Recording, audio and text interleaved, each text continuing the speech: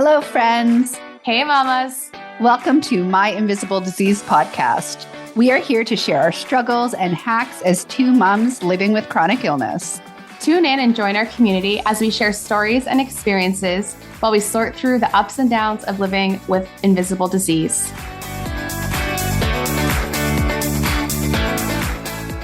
Hey, Cass. Hey. How's it going today? Oh, it's going. It's been one of those weeks. Mm-hmm. Yes, we were just chatting about the idea of having hard weeks and hard days, and who knows where the moon is today? Is that affecting us? I don't know. Well, I think we checked and the last full moon was, 3 days ago or something like that. So we should be out of the clear on that. So all that's left is my bad attitude. Mm-hmm. I woke up on the wrong side of the bed today. And I'm really struggling to flip the switch. It's funny that you say that because I've honestly been in such a bad mood for the last 2 days. I don't even know what it is. I thought that this whole 12-12 was going to bring us all into some good positivity, but could be the holidays. Holidays are stressful, even though I don't know why I'm stressed about the holidays, but. Well, and I think that honestly, that actually is a really good point because, connecting sometimes with relationships of people you haven't seen in a while, obligations of going out when you're not always feeling totally up for it. I think that's gotten the better of me. Really? Yeah. That plus the added stress of, oh my God, I forgot to put the elf out last night. Add that because that's a dart out of bed at 5 o'clock in the morning. Yeah, I abandoned that years ago. You guys don't elf? We have elves, but it's Ryan's responsibility. Mm. Yeah, we had a few circumstances where it got messed up, or and I was just like, if we're gonna keep doing this, it's on you. Otherwise, the elves are moving on. So our elf is so lazy. It just moves from shelf to shelf, very unimpressive elf. But it's mostly because I just don't care. I don't care. And I'm offended by people who care more than me. Some impressive impressions of their elf being sick with a little tissue tucked into bed, and it gives people a week off. Ooh, that's a good idea. From moving. No, there's this one girl that I'm friends with, and I used to work with her forever ago. And her son's got to be 2 years old.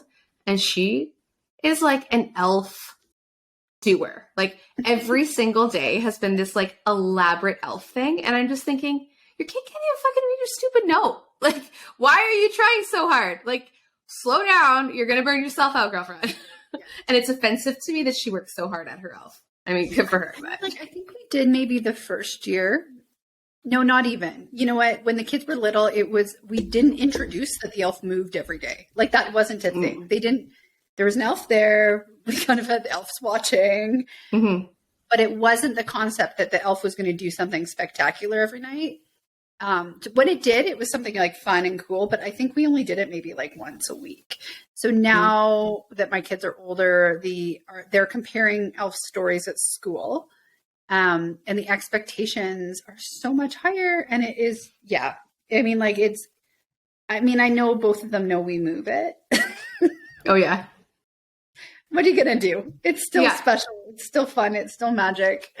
Cause we definitely I think there was one day in the past 2 weeks that it didn't move, and we got an earful that the elf didn't move, and we were in trouble. Oh. For my 11. Just another expectation that I'm not living up to. Add it to the list.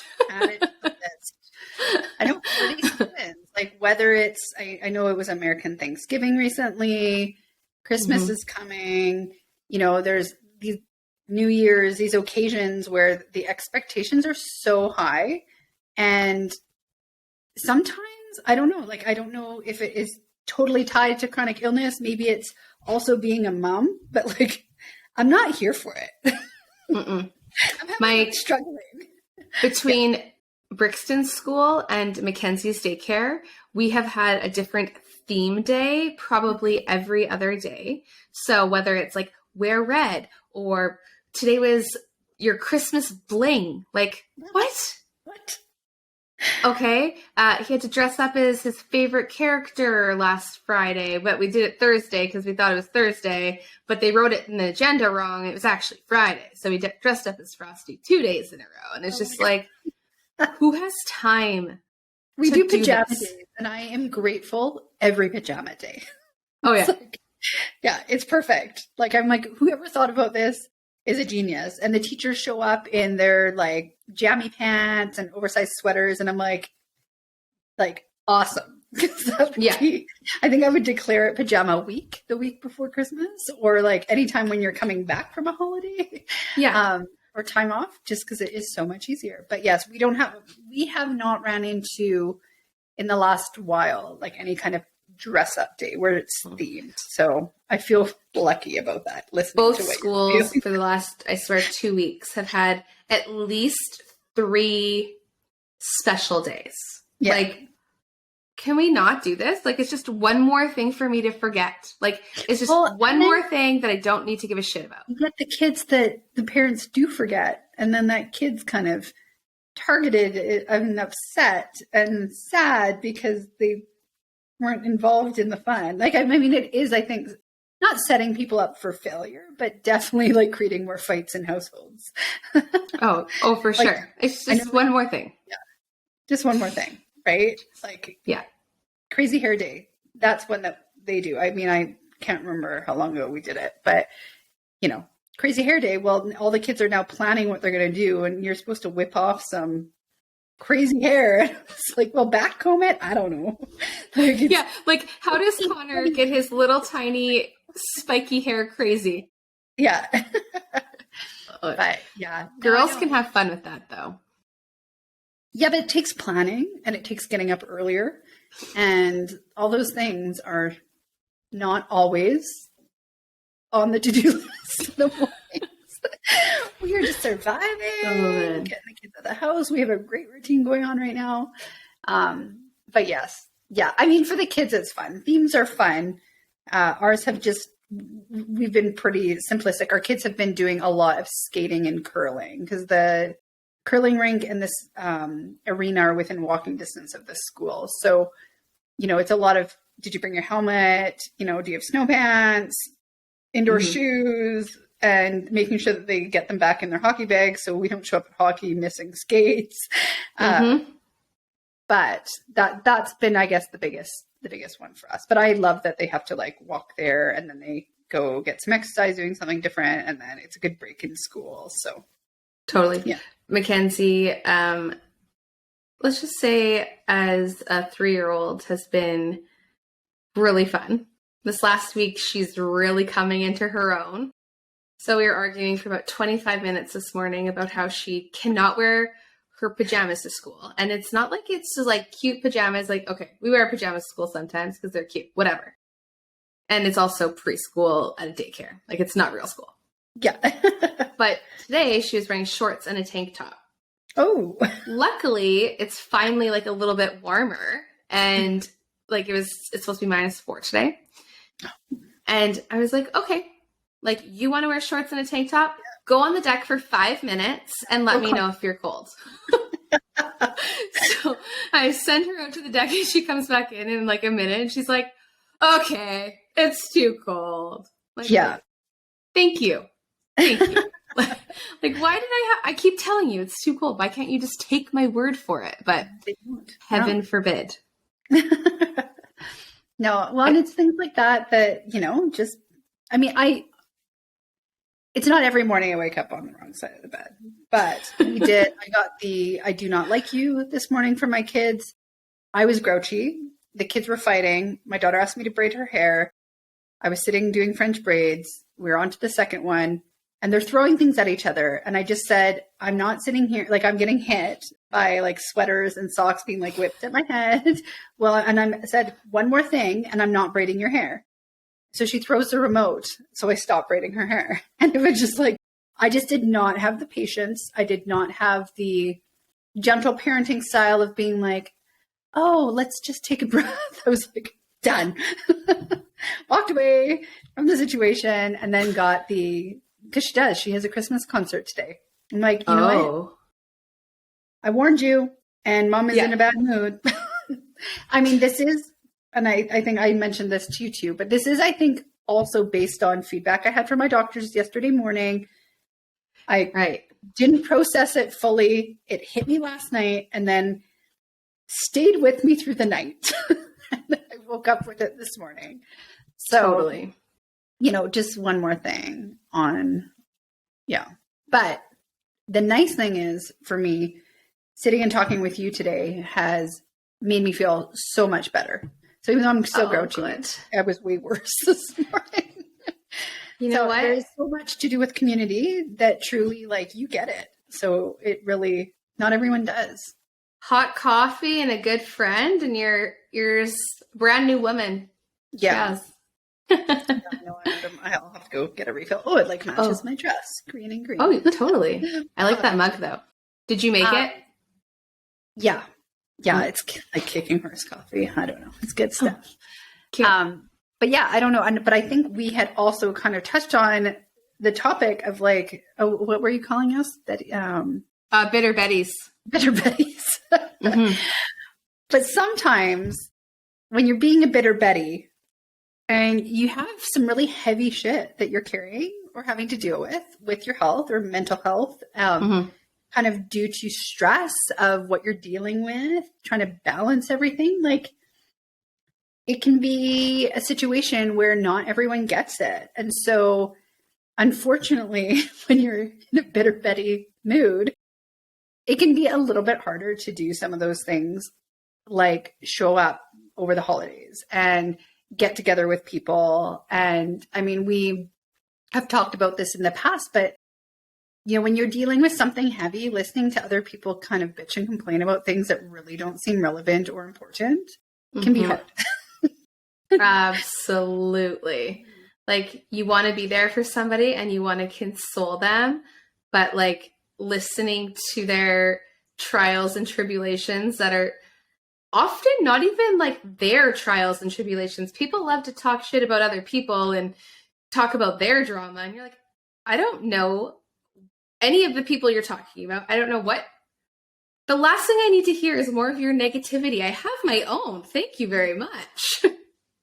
Totally. Well, and that's, I think, part of my journey of managing kind of in the thick of it right now. Obviously things have kind of progressed over the fall. I know you've been in the same boat of carrying a lot. It's my tolerance has really dropped to entertain conversations like that and a lot of negativity when hanging out with people. And it just part of me has to put myself in check though too, because I still need to be able to carry empathy and compassion for other people, even if it's they're going through a different experience. Yeah. But it can feel really isolating when, and I end up catching myself judging or being a little bit overly critical of other people because I'm like, you're bitch, make a different choice. Yeah. You have control of this situation, and then sometimes I think dealing with chronic illness and health issues is you feel out of control, you don't have the choice. So when you have other people, and it's that this goes to getting together with family, getting together with friends over the holidays, I think there's something to it, maybe not for everybody, but at least for me, of managing that mental, emotional side of what you're willing to tolerate, and then also to protect yourself, but then also still being a good, normal friend. Well, one person, you could say, as a, sorry, my phone's going off like crazy here. As a human, you naturally ingest everything you hear and switch it, or maybe I'm just super self-absorbed, which is also a possibility. But when somebody is talking about something, I can't help but relate it back to me. And in that situation, I'm like, so what? That's not even do you have any idea? Like, people are starving in Africa right now. Like, you know, and like, you just like can't help like, oh, you're tired? Like my husband complaining, oh, I'm so exhausted. I can't wait to get a good night's sleep. And I'm just like, you just slept on the couch for 2 hours. Like, what are you talking about? Like, you can't help but like twist it on yourself and how you see this. And I just think honestly, like I just have like empathy exhaustion. I'm just sick of caring about things I don't care about. Well, and where's the line, right? Yeah.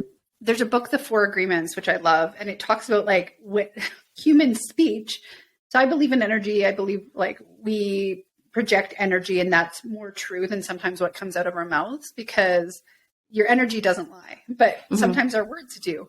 But it talks about when we're speaking, you're either gossiping about yourself or you're gossiping about other people. Like that's what language is. And Yeah. like, and that might be like a really, that's my summary from that. That's probably not at all what the book was explaining, but that's what my interpretation of it.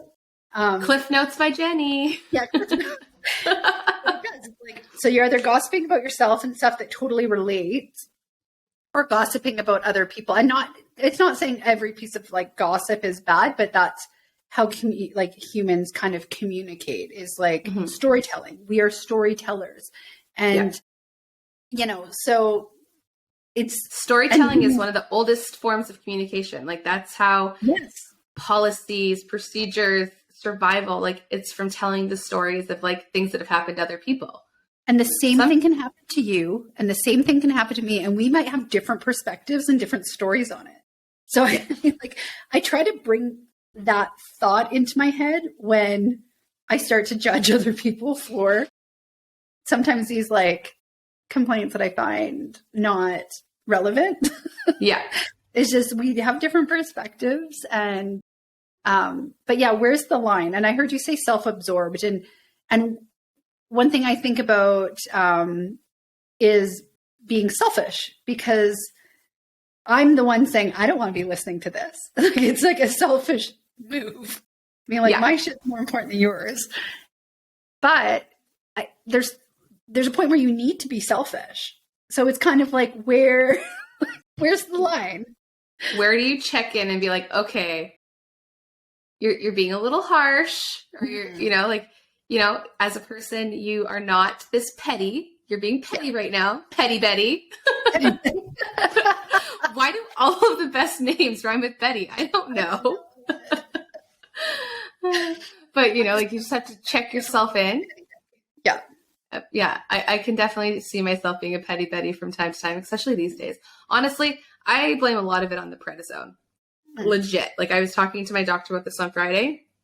We're talking about like things that are going on with medications, like all of my extra arm hair that I've gotten and like all this fun stuff. And I totally lost my train of thought there. Oh yeah, I hate it. Anyways, so she's like, how's your mood?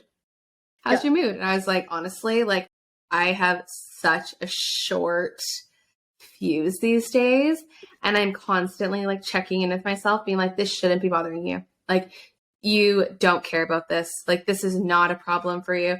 Don't overreact. Like, relax. But then I've been telling myself that so much lately that it's just become like a constant thing. And I'm like, okay, this has got to be the prednisone. There's no way I'm in this bad of a mood. Well, and then on the flip side of it, because we've been talking a lot about self-care and how to manage kind of carrying it all. What I would ask you, Cassie, what are your ways, if you're triggered, to snap out of it? Like, how do you flip the switch? How do you turn it around? Literally, the only thing that I know that is like 100% success rate is leave my phone at home and go for a walk outside. It's the only thing I can do is just, I never like to be alone with my thoughts. So like usually I'll have like some kind of podcast or something like that going, but I need to be outside, feet moving, fresh air. The sun doesn't have to be out. I prefer if it is, but especially because it was so cold for like the last 2 weeks. Like, I'm sorry, I'm not going outside in -30. as soon as I get a chill, it like sticks to me and I'm painfully sore for like the rest of the day. But now that it's warmed up again, I'm like, okay, now I can go relax, decompress outside. What about you? Yeah. Well, your suggestion, I am looking next to me at this lonely elliptical. Ooh. I think I might do that today just to get myself back out of this petty Betty mood. Mm. You know, I do the hot tub every morning. So I sit in the hot tub and often will listen to same thing, podcasts, meditations, stuff to inspire me. And even just if I'm in there, like surfing my phone for 20 minutes and then for 10 minutes, doing something to like quiet my mind, or like be thoughtful in the moment, that usually works. Like that's my go-to to start the day. Today it didn't work. I really sat there grinding my teeth. And it was just a feeling in the pit of my stomach and I recognize it has nothing to do with anyone. It is just me holding stress that I haven't processed. And I'm struggling with like, okay, how do I process this? So exercise, I think that is something that I'm going to try today. Journaling helps me dump my mind. So I'm not overthinking things. I'm not the type where I write something down and it's like, boom, all good to go. But definitely another key that I might try today. So in conclusion to our bitter Bettiness, we've come up with 2 solutions of how to get us out of our funk. What do you think? Let's challenge our listeners. What can they do to shake off their bad moods? How can we get our day back on track? So let's just say you weren't in the mood to do cardio. No cardio. You want to do some journaling. Actually, one thing I started doing that I notice is like an essential oil moment. So just like putting some essential oils on my hands and just like breathing them in and like 10 breaths. That's into like a category for me that it's because essential oils, for some reason, I always think of them as like a treat. Like, even though I have them in abundance at my house, taking the time to actually do something with them is self-care. Like it's like I'm doing it with intention. So I would add to that, like either like candle lighting, that smell, like lighting an incense, but because you're doing it just to change the environment, right? Totally. Totally. Good one. Maybe I'll change the scenery. And last but not least, but works 100% of the time, retail therapy. I love to go buy myself something new when I'm in a bad mood. Ooh, I will also add retail therapy in the form of food. Yeah. So yesterday, obviously, like I had a call with the transplant unit. It was just kind of a bummer. I have to go for more tests. There's chances things may change for my options for live liver donation and receiving one. So I bought myself a big ass cinnamon bun, which like I know is going to make me feel like shit, but the short term gain of having like that icing and that satisfying bite, that was my retail therapy yesterday. So food, sometimes like a nice meal, choosing not to cook, maybe like splurging, that does help me too. Oh, I chose not to cook last night because I was like, you know what? The last thing you need is to cook something tonight. Like you're running late from having dance class and the kids are crazy. And then they forgot half of my order. And I was so mad. I called. That's what causes bitter Betties. That's what I called Popeyes and I left them a voicemail because they don't answer their phone. And I was like, this is Cassie Draper and you forgot half of my food and I will be in tomorrow for a refund. Oh, that's so funny. I didn't go back. Yeah. They still have all my macaroni. Like, oh my God.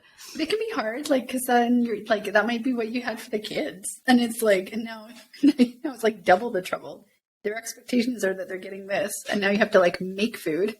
That's exactly it. I still had to make macaroni. The whole point was that I didn't have to clean any dishes.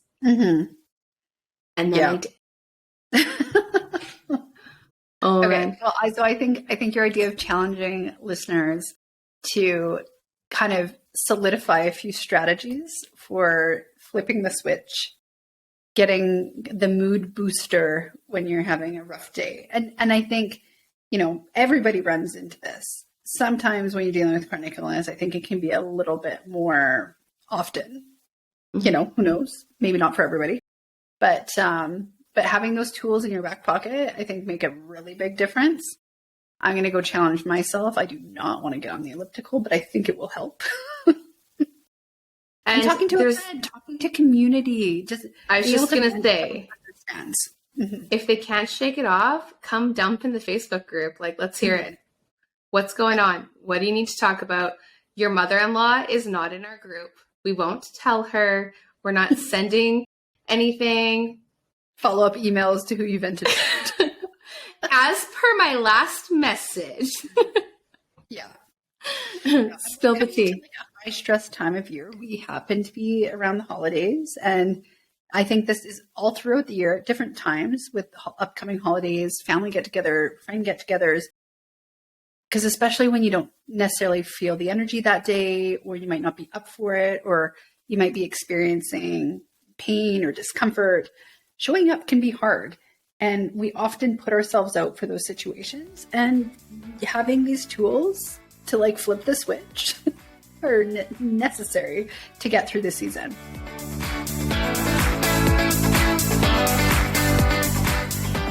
Hey mamas, we see you. And we want you to join our Facebook community where we can connect and continue the conversation. Join our private Facebook group at My Invisible Disease, because no one should go through this alone. Thank you for listening, and check us out at myinvisibledisease.com.